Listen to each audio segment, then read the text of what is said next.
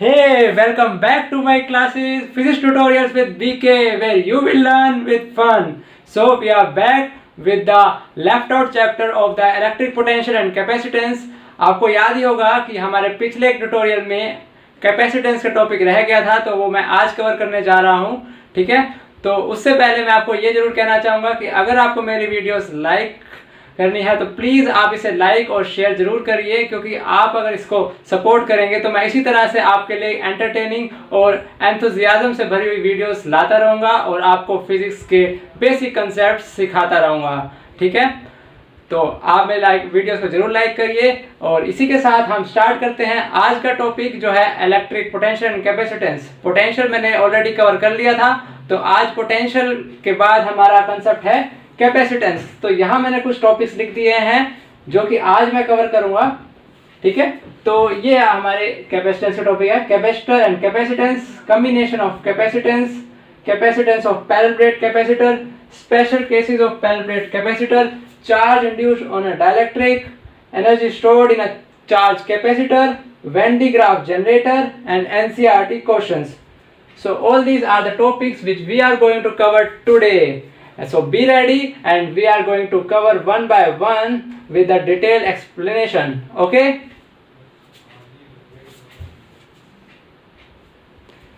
Now, तो मैंने जैसे कि आपको कहा था सबसे पहला टॉपिक हमारा होगा कैपेसिटर एंड कैपेसिटेंस. तो कैपेसिटर क्या होता है? कैपेसिटर कुछ नहीं होता, बस यहाँ पर दो मेटेलिक प्लेट्स होती हैं. दो मेटेलिक प्लेट्स होती हैं, एक जो चार्ज होती है पॉजिटिव और दूसरी होती है नेगेटिवली चार्ज. ठीक है, दो मेटेलिक प्लेट्स अपोजिटली चार्ज होती है. अपोजिटली चार्ज याद रखना बच्चों.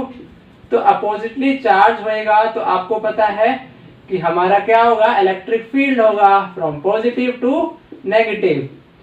अब देखिए, इसी इलेक्ट्रिक फील्ड की वजह से ही तो यहाँ पर कुछ ना कुछ एनर्जी स्टोर होएगी, यहाँ पर कुछ ना कुछ चार्ज ऑक्यूपाई होगा. तो हम क्या करते हैं, इसी कैपेसिटर को बताते हैं कि ये कैपेसिटर होता क्या है. ठीक है, तो हर एक कैपेसिटर का कुछ चार्ज होल्डिंग कैपेसिटी होती है. क्या बोला मैंने? Charge holding capacity. और ये चार्ज होल्डिंग कैपेसिटी वेरिएबल होती है. हम इसको वेरी कर सकते हैं. कैसे कर सकते हैं? Simply by changing the charge on either plates. ठीक है, या फिर the distance between the plates.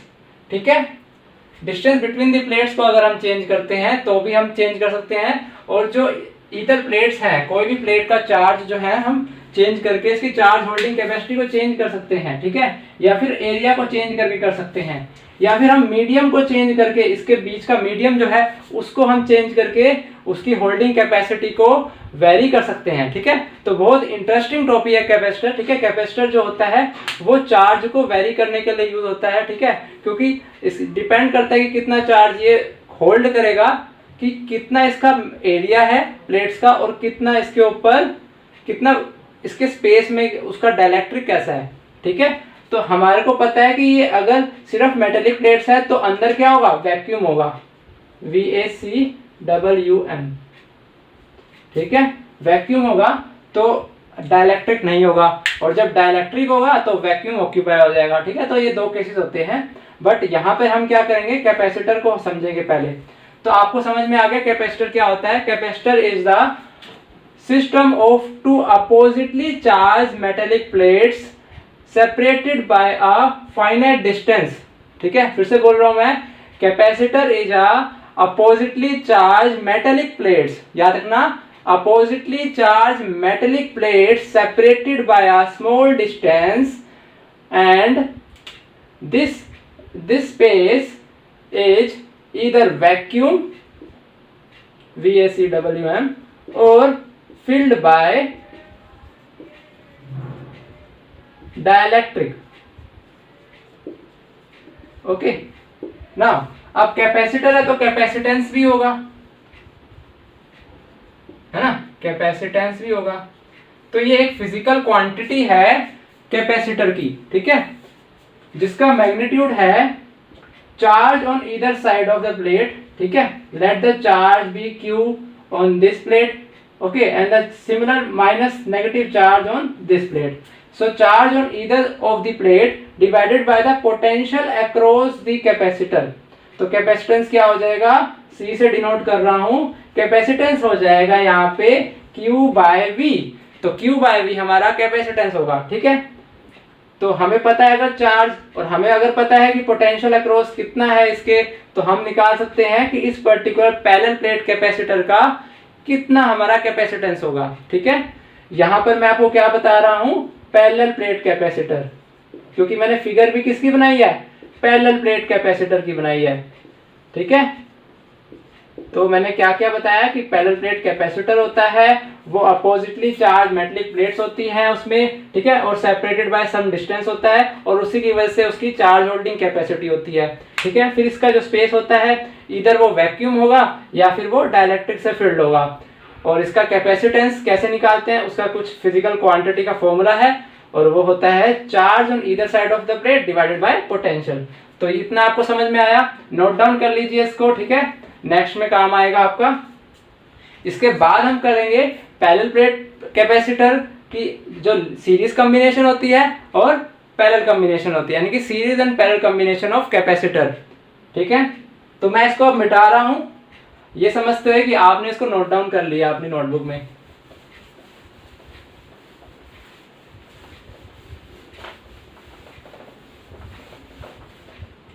चलिए, तो फर्स्ट हम करते हैं सीरीज कॉम्बिनेशन।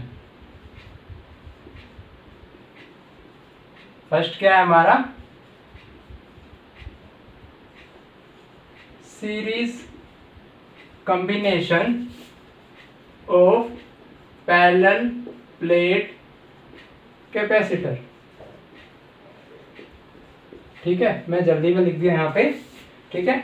तो देखिए ये है हमारा, अब देखिए आपको समझ में आ रहा होगा, मैं यहाँ पर एक डायग्राम बना रहा हूँ, ठीक है, पैरेलल प्लेट कैपेसिटर का सीरीज कॉम्बिनेशन, ठीक है। क्या बना रहा हूँ, सीरीज कॉम्बिनेशन। एक मैंने यहाँ बैटरी फिक्स कर दी,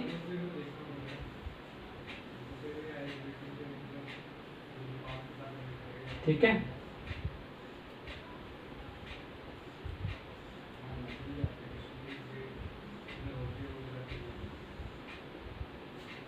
देखिए ये C1 है, ये C2 है एंड ये C3 है,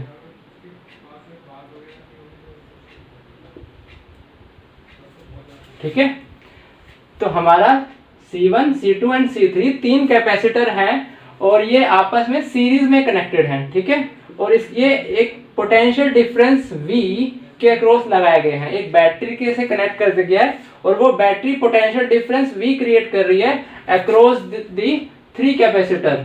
यानी कि अगर AB ये लाइन है तो इस AB लाइन पे कितना पोटेंशियल डिफरेंस लगा रहा है ये बैटरी, V पोटेंशियल, ठीक है। याद रखना कोई भी बैटरी लगाएंगे तो वो पोटेंशियल डिफरेंस जरूर क्रिएट करेगी, ठीक है। उसी पोटेंशियल डिफरेंस की वजह से चार्ज फ्लो करता है, ठीक है। अगर इलेक्ट्रॉन्स हम की बात कर रहे हैं तो इलेक्ट्रॉन्स कहां से कहां फ्लो करेंगे, देखिए इलेक्ट्रॉन जो है ये नेगेटिव टर्मिनल से निकलेंगे, ठीक है, और इसके पॉजिटिव टर्मिनल पे जाएंगे। ये पॉजिटिव टर्मिनल है तो यहां से इलेक्ट्रॉन्स घूमते घूमते जाएंगे, ठीक है। यहां से इलेक्ट्रॉन्स घूमते घूमते यहां जाएंगे, ठीक है। अब इलेक्ट्रॉन्स की डायरेक्शन अगर ऐसे है तो आप बताइए कि इलेक्ट्रिक करंट की डायरेक्शन कैसे होगी, फ्रॉम पॉजिटिव टू नेगेटिव। यानी कि आई की डायरेक्शन कैसे होगी, आई की डायरेक्शन कैसे होगी, ऐसे।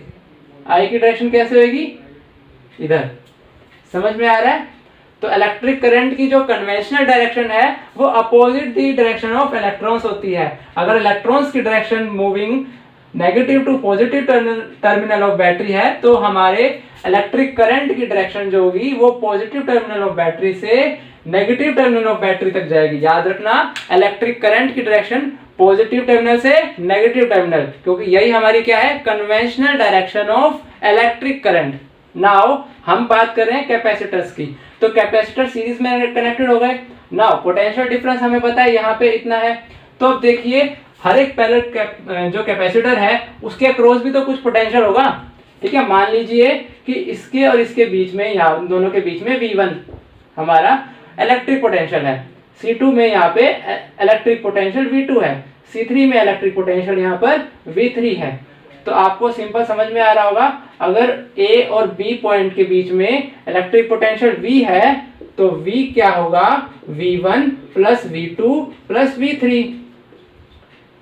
ठीक है, समझ में आ रहा है आपको? बहुत ही आसान है। ठीक है, अभी देखिए हम डिराइव करने की कोशिश करेंगे। अब देखिए यहाँ पर क्या है कि चार्ज देखो बराबर जा रहा है ना, सब में जा रहा है चार्ज, तो यहाँ पर क्या होगा, चार्ज इधर भी जाएगा, चार्ज इधर भी जाएगा, चार्ज इधर भी जाएगा। ठीक है, तो यहाँ पर जितना चार्ज होगा वो यहीं पे भी चार्ज क्यू होगा, वो यहाँ पे भी चार्ज क्यू होगा। तो हम कह सकते हैं हर एक कैपेसिटर C1, C2 और C3 पे चार्ज क्या होगा, क्यू होगा। ठीक है, यानी कि अगर Q1 लिया है, Q2 लिया है और Q3 लिया है तो वो चार्जेस क्या होंगे, इक्वल होंगे। ठीक है, मतलब डिवाइड नहीं होंगे, क्योंकि लाइन एक है ना हमारी, लाइन ए बी है हमारी, तो हमारा चार्ज डिवाइड नहीं होगा।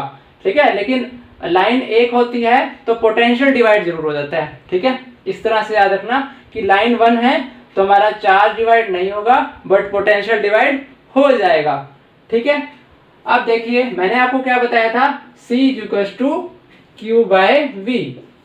ठीक है, तो अब आप मेरे को ये बताइए कि इलेक्ट्रिक पोटेंशियल पता है और करंट के चार्ज पता है, तो हम कैसे निकालेंगे, C = Q/V। ठीक है, नाउ देखिए हमें पता है C1 की बात करें, देखो ये तो जनरल फॉर्मूला लिख दिया मैंने।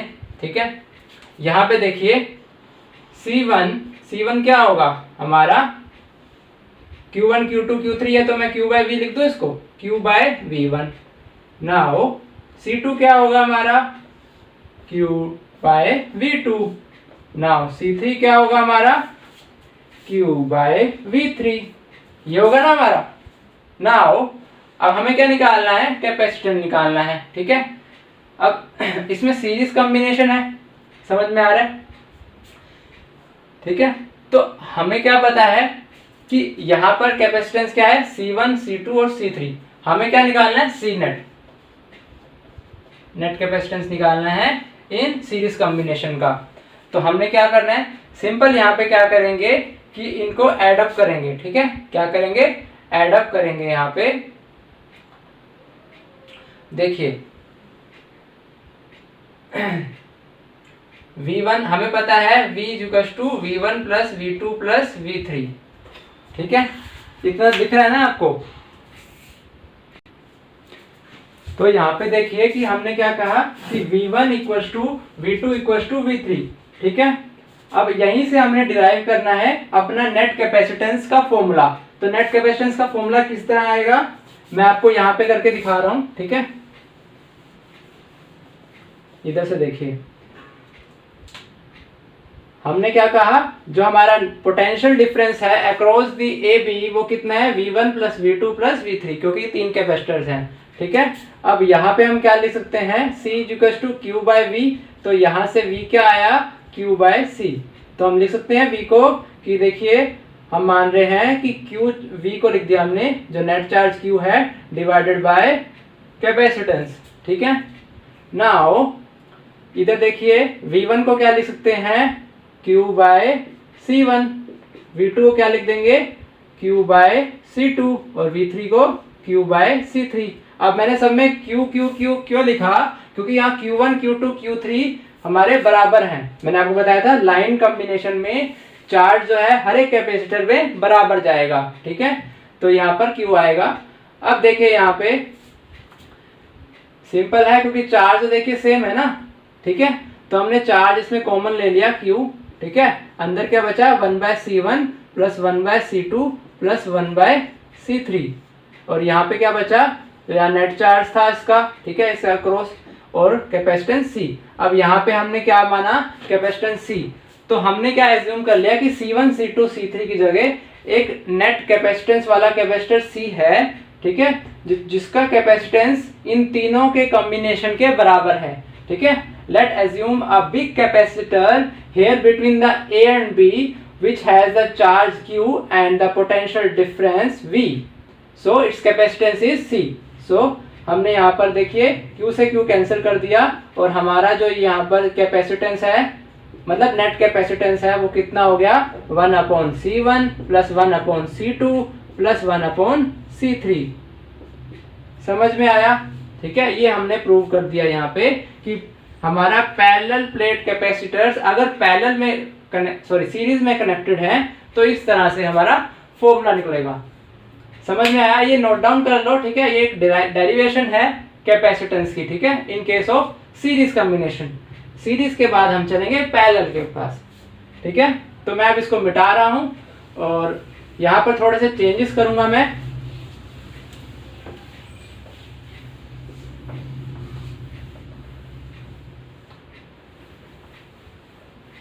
ठीक है, अब यहाँ पर मैंने सीरीज में कनेक्ट नहीं करा, अब मैंने यहाँ पर जो है पैरेलल में कनेक्ट कर दिया।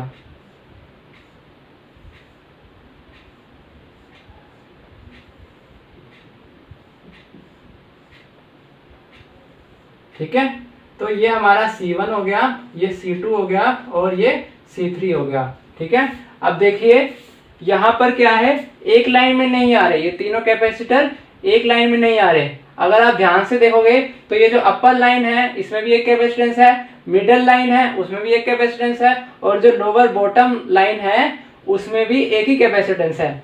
तो यहाँ पर क्या है कि हमारा पोटेंशियल डिफरेंस डिवाइड नहीं होगा। ठीक है, क्योंकि लाइन अलग हो गई ना। यहाँ पर देखिए, अब यहाँ पर देखिए लाइन अलग होगी तो पोटेंशियल डिफरेंस सब में सेम रहेगा, V एंड V। ठीक है, बट यहाँ पर जो करंट फ्लो करेगा, ठीक है, इलेक्ट्रॉन्स तो नेगेटिव टर्मिनल से पॉजिटिव टर्मिनल की तरफ मूव करेंगे और इलेक्ट्रिक करंट पॉजिटिव से नेगेटिव की तरफ मूव करेगा। बट यहाँ पर जब इलेक्ट्रिक करंट पहुंचेगा ए पॉइंट पे तो ए पॉइंट पे डिवीजन हो जाएगी करंट की। ठीक है, let it be I1, let it be I2 and let it be I3। तो जब I1 I2 I3 सॉरी इसको 3 कर लो क्योंकि कैपेसिटेंस 3 ले रखा है यहाँ पे और उस ऊपर वाले को 1 ले लो। तो I1 I2 I3 से जब ये C1 C2 C3 कैपेसिटर मिलेंगे, ठीक है, तो इस तरह से जो चार्ज जो है वो जाएगा। बट चार्ज यहाँ पे ऑलरेडी डिवाइड हो जाएगा ना, क्योंकि यहाँ पर ए पॉइंट पे डिवीजन हो गया करंट का डिवीजन मतलब टाइम का डिवीजन। क्यों? Current is the rate of flow of charge with respect to time. The current formula is rate of flow of charge with respect to time. तो यहाँ पे हम क्या बोलेंगे कि हमारा करंट डिवाइड हो गया, यानी कि late the charge here at the plates of the capacitor Q1 and the charge on the plates of capacitor C2 is Q2 and the charge on the plates of capacitor C3 भी Q3। Okay, तो ये हमारा Q1 Q2 और Q3 charge हो गया। Now हमें क्या पता है, यहाँ पे फिर से हम डिराइव करेंगे। ठीक है, एक फॉर्मूला जो कैपेसिटेंस के पैरेलल कॉम्बिनेशन पे है। क्या है? Parallel combination. यहाँ मैं लिख देता हूं, क्या कर रहे हैं हम, पैरेलल कॉम्बिनेशन। ठीक है, देखिए अब यहाँ पे देखिए C = Q/V, ये तो हमें पता ही है।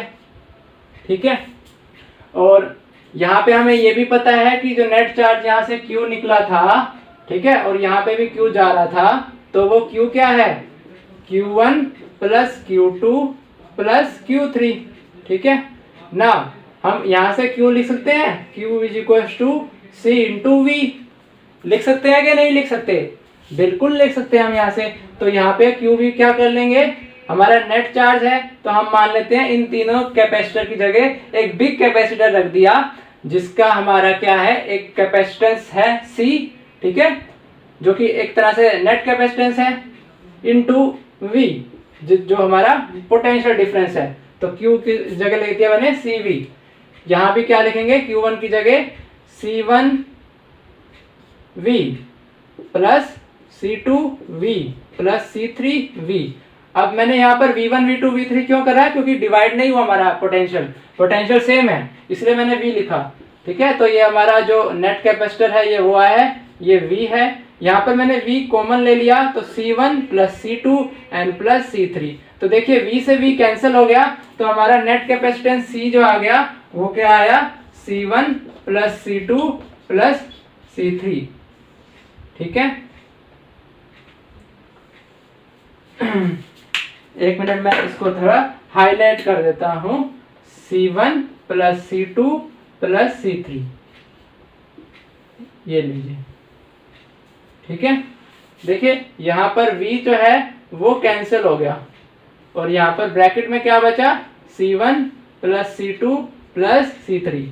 तो C इक्वल्स टू क्या हो गया, C1 plus C2 plus C3 in case of parallel combination. ठीक है, बट अगर यही रजिस्टर का केस होता, ठीक है, तो रजिस्टर्स के केसेस में जो नेट रेजिस्टेंस होता है in the case of parallel combination वो कुछ इस तरह से होता है, 1/R is equals to 1/R1 plus 1/R2 plus 1/R3।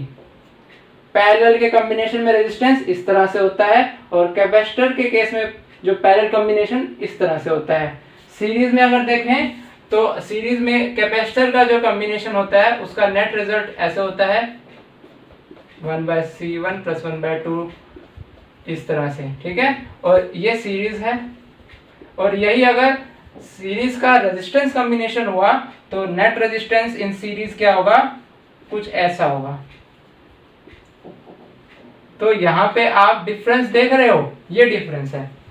Series combination में जहाँ रेजिस्टेंस सिंपल सम होता है तीन रेजिस्टेंस का R is equal to R1 R2 R3, वहीं सीरीज में हमारा कैपेसिटर का जो कॉम्बिनेशन होता है वो कुछ इस तरह से होता है। ठीक है, और यहाँ पे पैरेलल कॉम्बिनेशन में अगर देखें तो हमारा रेजिस्टेंस का जो फॉर्मूला होता है नेट कॉम्बिनेशन में वो 1/R equal to 1/R1 plus 1/R2 plus 1/R3। और अगर n रेजिस्टेंस है तो यहाँ पे क्या करेंगे, डैश डैश डैश डाल देंगे बस, अप टू लास्ट में 1/Rn। ठीक है, और पैरेलल में क्या करेंगे, यहाँ पे C is equal to C1 plus C2 plus C3 up to Cn। समझ में आया? देखिए उल्टा है, यहाँ पे जो रेजिस्टेंस का जो कॉम्बिनेशन जो फॉर्मूला है सीरीज का, ठीक है, वो कैपेसिटर का फॉर्मूला है इन केस ऑफ पैरेलल, और जो पैरेलल का फॉर्मूला है रेजिस्टेंस का वो कैपेसिटर में सीरीज का फॉर्मूला हो गया। ये देख रहे हो आप, यहाँ पे रिलेशन देखिए आप, मिल रहा है रिलेशन आपको। तो ये रिलेशन आपको याद रखना है। ठीक है, इसको याद रखना, नोटबुक में नोट डाउन कर लेना।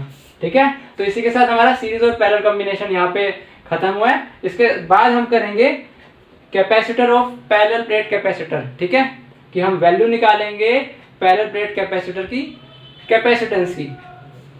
तो इसको मैं अब रब कर रहा हूं ताकि आपको एक और कंसेप्ट समझाऊं।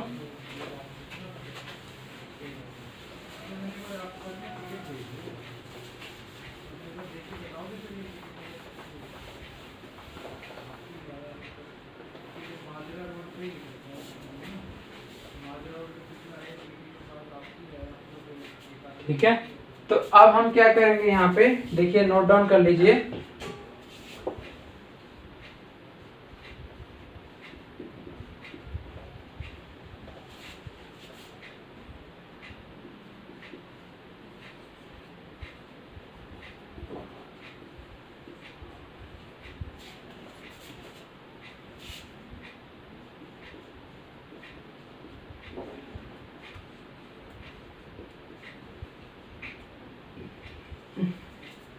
देखो मैं आपको एक फॉर्मूला बता रहा हूं कि एक कैपेसिटर है जो कि पैरेलल प्लेट कैपेसिटर है।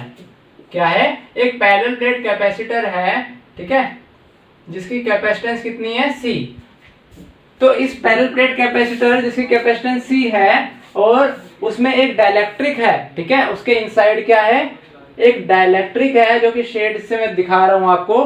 तो इस कैपेसिटेंस का जो फॉर्मूला होगा, इसकी वैल्यू जो होगी वो कितनी होगी, C is equal to dielectric constant K epsilon naught A by D, where epsilon naught is the permittivity of free space, A is the area and D is the distance between the two parallel plates।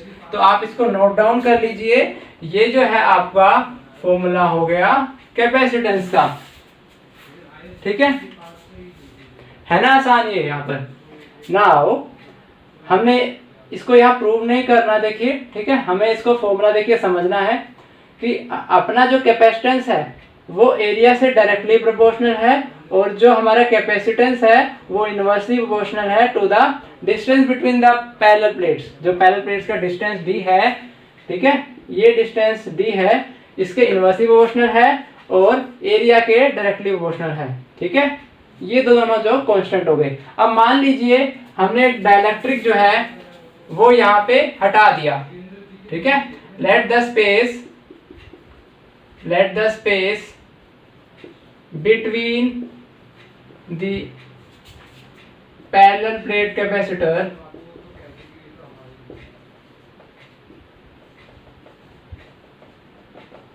जो space है between the parallel plate capacitor या parallel plates B vacuum. ठीक है, now अब यहाँ पर vacuum हो जाएगा तो हमारा जो डाइलेक्ट्रिक कांस्टेंट K है उसकी वैल्यू क्या हो जाएगी 1, क्योंकि हमें पता है वैक्यूम के केस में K 1 हो जाता है। तो यहाँ पर ठीक है C वैक्यूम क्या हो जाएगा, CV लिख रहा हूँ epsilon naught A divided by D, कुछ इस तरह से हो जाएगा। समझ में आया आपको? ठीक है, in vacuum K equals to 1 तो हमारा कैपेसिटेंस क्या हो जाएगा epsilon naught A divided by D। Now अब हमने क्या कर दिया, इसी पैरेलल प्लेट कैपेसिटर के बीच में एक डाइलेक्ट्रिक कांस्टेंट डाइलेक्ट्रिक रख दिया। ठीक है, कोई भी डाइलेक्ट्रिक रख दिया ABCD और वो इस पूरे वैक्यूम को फिल कर रहा है। ठीक है, नाउ अब हमारा क्या हो जाएगा कैपेसिटेंस C डैश, ठीक है, इक्वल्स टू यहाँ पर K फिर से आ जाएगा। ठीक है, epsilon naught A by D।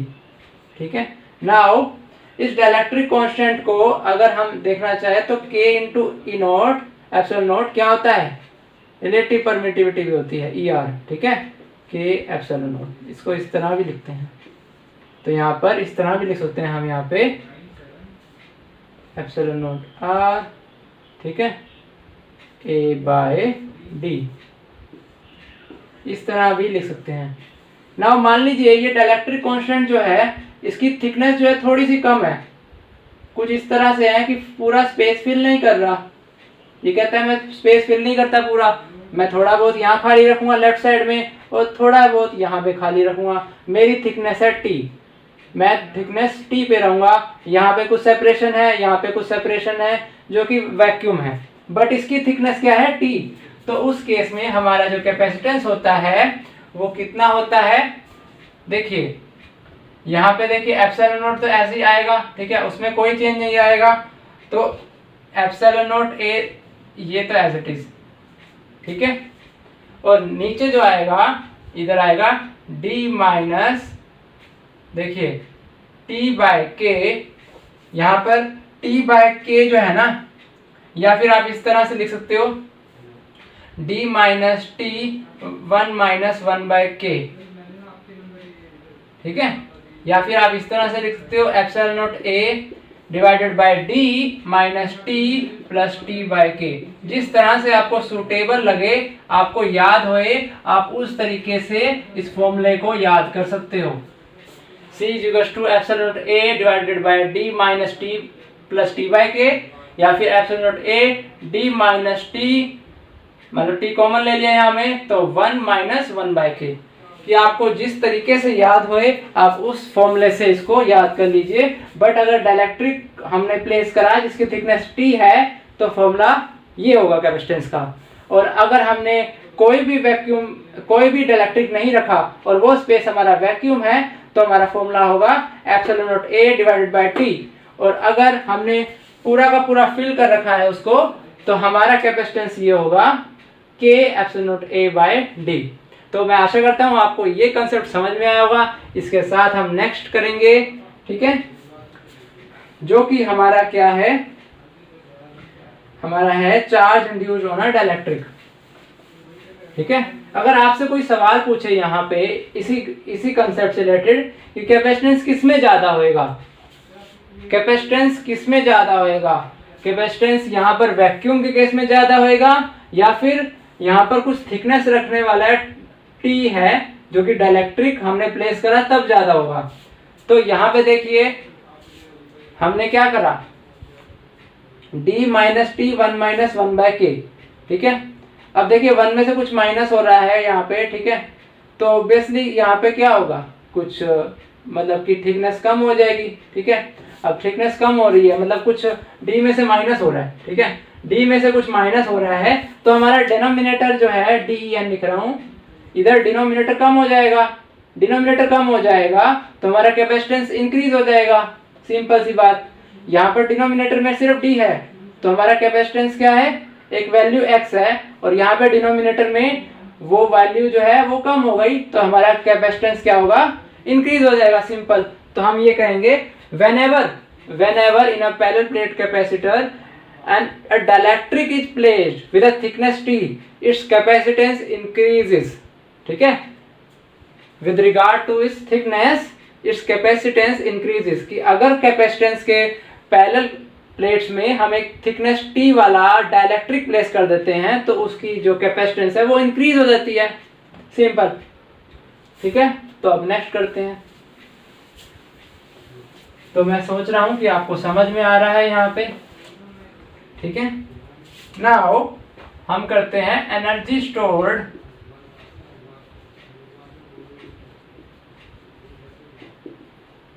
In a charge capacitor.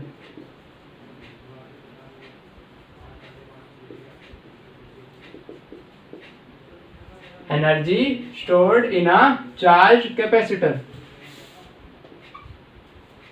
तो यहाँ पे देखिए एनर्जी जो स्टोर्ड होती है कैपेसिटर में उसको U से डिनोट करते हैं और वो इक्वल होती है Q²/2C, इस तरह से लिख सकते हैं, ठीक है, हाफ CV², ठीक है, या फिर आप लिख सकते हो हाफ QE, ठीक है। इसको एक बॉक्स में डाल लीजिए, Q²/2C half CV² and half QV इसका फॉर्मूला है और आप इसको नोट डाउन कर लीजिए, ठीक है। ये हमारी एनर्जी स्टोर्ड इन के चार्ज कैपेसिटर होती है, ठीक है। इसका जो डेरिवेशन है वो मैं यहाँ पर नहीं करा रहा, ये आपका होमवर्क है, ठीक है। आप इसको ना NCERT टेक्स्ट बुक से हेल्प से आप इसको डिराइव कर सकते हो, ठीक है। बट यहाँ पे मैं डेरिवेशन आपको नहीं कराऊंगा, आपको ये फॉर्मूला याद होना चाहिए, दैट्स इट, ठीक है। तो नेक्स्ट पार्ट करते हैं, इसको नोट डाउन कर लीजिए आप।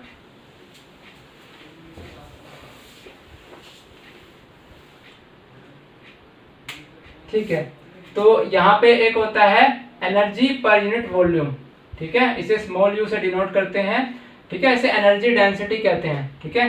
क्या बोलते हैं स्मॉल यू को, एनर्जी डेंसिटी।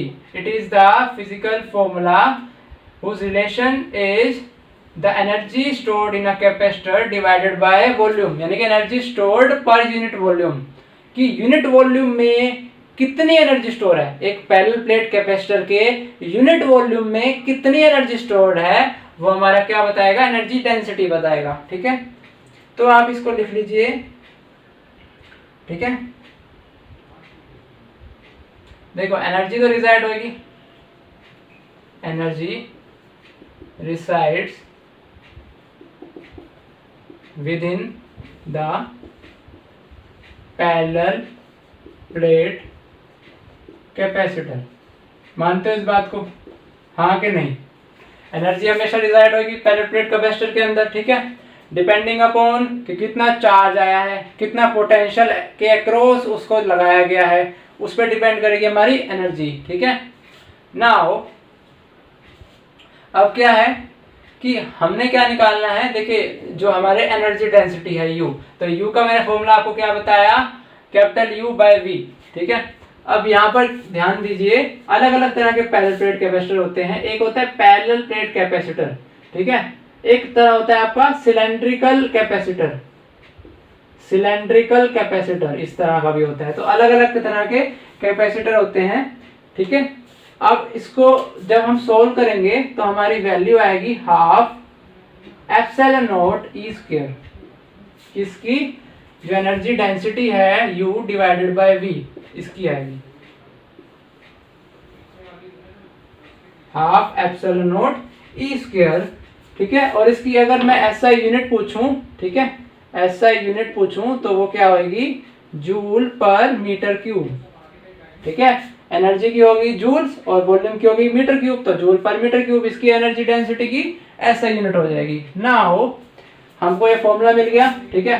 अगर मान लीजिए आपको इलेक्ट्रिक फील्ड दे रखा है, ठीक है, कि अपना इलेक्ट्रिक फील्ड ये है, और आप मुझे बताइए कि एनर्जी डेंसिटी का फॉर्मूला क्या होगा। ठीक है, तो आप बता सकते हो कि एनर्जी डेंसिटी का फॉर्मूला क्या होगा, half epsilon not E square, और उस न्यूमेरिकल प्रॉब्लम को सोल्व भी कर सकते हो आप। ठीक है, क्योंकि एप्सिलॉन नॉट की वैल्यू पता है आपको, और आपको इलेक्ट्रिक फील्ड की वैल्यू पता है, तो आप यहाँ से यू निकाल सकते हो। ठीक है, एक मैं आपको क्वेश्चन करवा दूंगा, प्रॉब्लम करा दूंगा, जिससे आपको ये समझ आ जाए कंसेप्ट। नाउ आप करेंगे वेन डी ग्राफ। ठीक है, इसके बाद वेन डी ग्राफ है, तो ये हमारे इस चैप्टर का लास्ट कंसेप्ट है, last concept of this chapter, when de Graaff generator. क्या है, वेन डी ग्राफ जनरेटर। तो देखिए वेन डी ग्राफ जनरेटर क्या है, एक ऐसा डिवाइस है जिससे कि हाई इलेक्ट्रिक वोल्ट हम प्रोड्यूस कर सकते हैं, यानी कि बहुत ही ज्यादा electric potential in the order of 10 million volts. कितने ऑर्डर का इलेक्ट्रिक पोटेंशियल, 10 मिलियन वोल्ट्स का इलेक्ट्रिक पोटेंशियल, 10 मिलियन वोल्ट्स का इलेक्ट्रिक पोटेंशियल हम यहाँ पे प्रोड्यूस कर सकते हैं with the help of Van de Graaff generator, with the help of Van de Graaff generator. तो देखिए यहाँ पे क्या है, इसका प्रिंसिपल हम देखेंगे, किस दो प्रिंसिपल के ऊपर ये बेस है।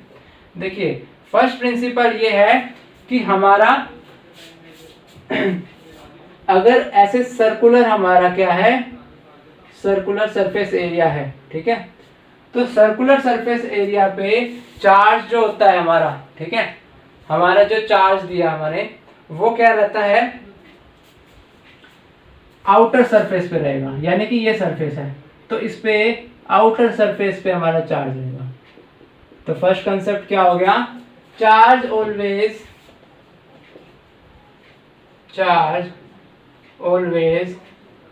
resides on the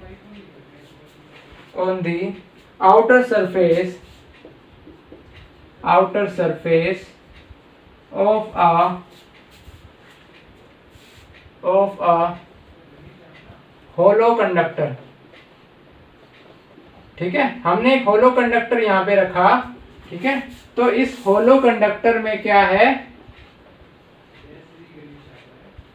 इस होलो कंडक्टर में क्या आ रहा है कि हमारा जितना भी चार्ज हमने इसको दिया वो सारा का सारा आउटर सरफेस पे है, कोई भी अंदर नहीं गया, आउटर सरफेस पे रहेगा।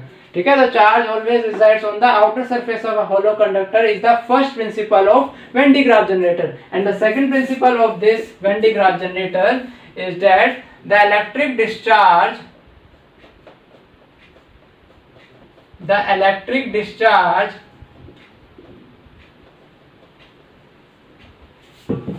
takes place readily, मतलब जल्दी जल्दी होता है, readily from the pointed surface। ठीक है, हमारा एक सरफेस है जिसमें कि किसी एक पॉइंट पे हमारा पॉइंटेड सरफेस है। ठीक है, कुछ इस तरह से है हमारा, और यहाँ पे चार्ज आ रहा है। ठीक है, इस तरह से चार्ज मूव कर रहा है, इस तरह से चार्ज मूव कर रहा है, लेकिन जैसे यहाँ पे आया ना चार्ज, इधर आया, इस पॉइंट ए पे आया, इस पॉइंट ए पे आते ही यहाँ पे इलेक्ट्रिक डिस्चार्ज हो जाएगा, और बड़ी जल्दी से यहाँ डिस्चार्ज हो जाएगा, क्योंकि ये पॉइंटेड सरफेस है। यहाँ पे स्पीड बहुत जल्दी होएगी डिस्चार्ज होने की। मान लीजिए कि ये ओवर लिमिटेड है। ठीक है, चार्ज जो है एक्सेस में हो गया, तो एक्सेस में हो गया तो यहाँ पे डिस्चार्ज नहीं होगा, जबकि ये पॉइंटेड सरफेस ए है ना, यहाँ पे डिस्चार्ज जल्दी हो जाएगा। क्यों?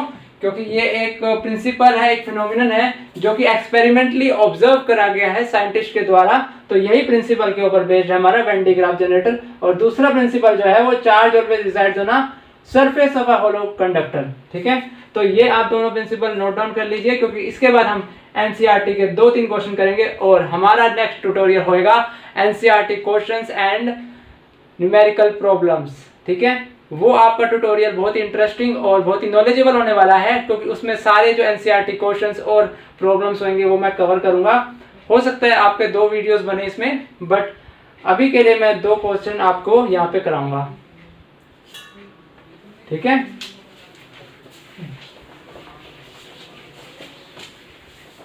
ठीक है, तो अब हम करेंगे कुछ एनसीईआरटी के क्वेश्चंस। तो पहला क्वेश्चन क्या है आपका कि explain the statement that electric charge on a body. ये क्वेश्चन है कि explain this statement that electric charge on a body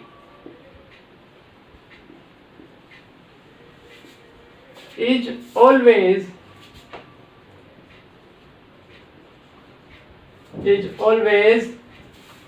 quantized. ठीक है, यानी कि उस पे किसी भी बॉडी पे इलेक्ट्रिक चार्ज है अपना, तो वो क्या है, क्वांटाइज्ड। क्या हो, QUANTISED, क्वांटाइज्ड। यहाँ पर देखिए, ये आपको प्रूव करना है। ठीक है, तो हम क्या कहते हैं कि किसी भी बॉडी के ऊपर चार्ज आया है। देखिए, मैंने आपको फर्स्ट वीडियो में बताया था कि ये एक बॉडी A है और ये एक बॉडी B है। इन दोनों बॉडीज को हमने चार्ज प्रोड्यूस करना है, तो हमने क्या करा, इनके बीच में फ्रिक्शन है, इनको हमने क्या करा, रब करा। फ्रिक्शन है, इनको रब करा, फ्रिक्शन है, रब करा, और रब करते करते करते क्या हुआ, चार्ज का फ्लो हो गया। इसके सरफेस से A के सरफेस पे B के सरफेस पे चला गया इलेक्ट्रॉन, बहुत सारे इलेक्ट्रॉन। ठीक है, कितने इलेक्ट्रॉन, बहुत सारे इलेक्ट्रॉन्स, नंबर नहीं पता। ठीक है, तो ये A बॉडी क्या हो गई, पॉजिटिवली चार्ज हो गई, और ये बॉडी भी क्या हो गई, नेगेटिवली चार्ज हो गई। समझ में आया आपको कंसेप्ट? तो हमारा यहाँ पे चार्ज का फ्लो हो गया। ठीक है, बट आपको मैं बताऊं कि देखिए, पहले ये दोनों बॉडी न्यूट्रल थी। ठीक है, अब क्या हो गया, मान लीजिए कि 3 ही इलेक्ट्रॉन्स मान लीजिए यहाँ पर गए। ठीक है, और यहाँ पर 3 ही पॉजिटिव चार्ज प्रोड्यूस हो गया, तो अब भी नेट चार्ज क्या हुआ, नेट चार्ज क्या हुआ, कंजर्व रहा, कंजर्व रहा ना, कंजर्व। समझ में आई बात?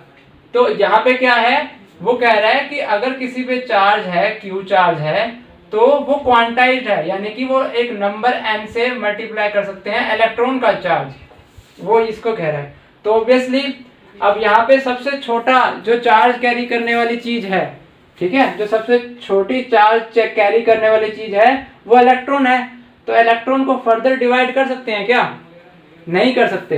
इलेक्ट्रॉन जो है एक सब एटॉमिक पार्टिकल है। सब एटॉमिक पार्टिकल मतलब एटम के अंदर का पार्टिकल। उस सब एटॉमिक पार्टिकल को हम फर्दर डिवाइड नहीं कर सकते, वो सबसे स्मॉलेस्ट पार्टिकल है चार्ज कैरी करने वाला। तो हमारा जितना भी चार्ज है वो इलेक्ट्रॉन की वजह से हुआ है। ठीक है, चाहे 5 इलेक्ट्रॉन की वजह से हुआ है, चाहे 10 इलेक्ट्रॉन की वजह से हुआ है, चाहे 100 की वजह से हुआ है, चाहे 1000 की वजह से हुआ है, चाहे 10 की पावर 6 या 10 की पावर 9, चाहे 10 की पावर 12, चाहे 10 की पावर 15, लेकिन हमारे इलेक्ट्रॉन्स ही चार्ज कैरी कर रहे हैं। तो हम कह सकते हैं कि जितना भी नंबर हुआ, ये छोटे से छोटा और बड़े से बड़ा, ये n नंबर जो होगा ये 1 to लेकर 1 2 3 यानी कि होल नंबर्स का है, सीरीज है, अप टू इंफिनिटी जाएगा। बट चार्ज जो है हमेशा क्वांटाइज रहेगा, यानी कि Q = प्लस माइनस NE। अब मैंने प्लस माइनस क्यों लिखा, क्योंकि चार्ज जो है पॉजिट्रॉन का भी हो सकता है और चार्ज जो है इलेक्ट्रॉन का भी हो सकता है। इलेक्ट्रॉन क्या है, electron is a charge particle having the same charge of electron but it is positive. And electron जो है वो तो आपको पता ही है कि उस पर चार्ज कितना होता है, -1.6 इंटू 10⁻⁻19 कूलम। ठीक है, और यहाँ पर पॉजिट्रॉन में भी इतना ही चार्ज होता है। तो हमने ये प्रूव कर दिया कि हमारा चार्ज इज क्वांटाइज्ड। ठीक है, ना नेक्स्ट आपका क्वेश्चन करेंगे। तो आपका जो नेक्स्ट क्वेश्चन है वो कहता है कि हम जब चार्ज को हम डील करते हैं मेगा ऑब्जेक्ट्स के साथ, ठीक है, macroscopic to the large scale charges, जब हम चार्ज के साथ डील कर सकते हैं और उसमें हम मैक्रोस्कोपिक चार्जेस कंसीडर करते हैं, मैक्रोस्कोपिक चार्ज को कंसीडर करते हैं, तो उस केसेस में हम क्यों क्वांटाइजेशन को इग्नोर कर देते हैं, क्यों हम क्वांटाइजेशन को इग्नोर कर देते हैं। तो हम मान के चलते हैं, चलो मान लिया कि एक ऑब्जेक्ट है, उस पे चार्ज है 1 माइक्रो कूलम। ठीक है, या फिर हम कह सकते हैं 10 की पावर -6 कूलम। ठीक है, तो आप बताइए कि अगर इलेक्ट्रॉन पे चार्ज 1.6 इंटू 10 की पावर -19 कूलम है तो हमारा कितने नंबर ऑफ इलेक्ट्रॉन्स होंगे उस पर्टिकुलर चार्ज बॉडीज पे। तो उस पर्टिकुलर चार्ज बॉडीज पे कितने होंगे, Q by E, Q equals to Ne, N equals to Q by E। तो Q क्या है 10 की power -6 coulomb divided by charge कितना है इलेक्ट्रॉन पे 1.6 इंटू 10 की पावर -19 कूलम।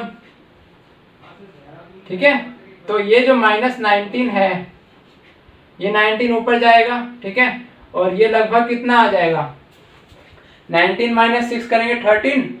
ठीक है, और 13 का मतलब 10 की पावर 12 आ जाएगा और ये लगभग 6.25 इंटू 10 की पावर 12 इलेक्ट्रॉन्स। ठीक है, ये नंबर आ गया। किसका नंबर है, ये इलेक्ट्रॉन्स का नंबर है। नाउ देखिए इतने सारे इलेक्ट्रॉन्स हैं, अगर इसमें से 3-4 इलेक्ट्रॉन्स कम भी कर देंगे हम या फिर 3-4 इलेक्ट्रॉन्स ऐड भी कर देंगे हम, तो क्या इतने बड़े नंबर में कोई ज्यादा खास फर्क आएगा, नहीं आएगा। ठीक है, आप समुद्र में, ठीक है, सागर में आप एक बूंद कम कर दीजिए या एक बूंद डाल दीजिए, सागर को कोई फर्क पड़ेगा क्या, अरे नहीं पड़ने वाला। ठीक है, तो यहाँ भी नहीं पड़ने वाला। तो हम ये कहेंगे कि हमारा जो मैक्रोस्कोपिक चार्ज पार्टिकल्स हैं उसमें हम क्वांटाइजेशन को फोकस नहीं करते, उसको इग्नोर कर सकते हैं। ठीक है, तो ये हमारा सेकंड क्वेश्चन हो गया, सेकंड क्वेश्चन। ठीक है, अब इसके बाद हम क्या करेंगे, थर्ड क्वेश्चन। ठीक है, नाउ हमारा थर्ड क्वेश्चन क्या है, देखिए थर्ड और फोर्थ क्वेश्चन एक साथ बता रहा हूँ। थर्ड क्वेश्चन आपको ये कहता है कि इलेक्ट्रिक फील्ड लाइन जो होती है वो हमेशा एक कॉन्टिन्यूस कर्व क्यों होती है, उसमें क्या कभी सडन ब्रेक्स भी आते हैं। क्वेश्चन पूछ रहा है क्या है कि इलेक्ट्रिक फील्ड लाइंस जो होती हैं क्या उसमें सडन ब्रेक्स, बीच बीच में ब्रेक्स आ सकते हैं क्या। तो मैं आपको बता दूं कि इलेक्ट्रिक फील्ड लाइंस वो एक पाथ होती है, वो कर्व एक पाथ होता है जिसमें कि एक इलेक्ट्रॉन, ठीक है, या फिर एक positive charge test particle move करता है।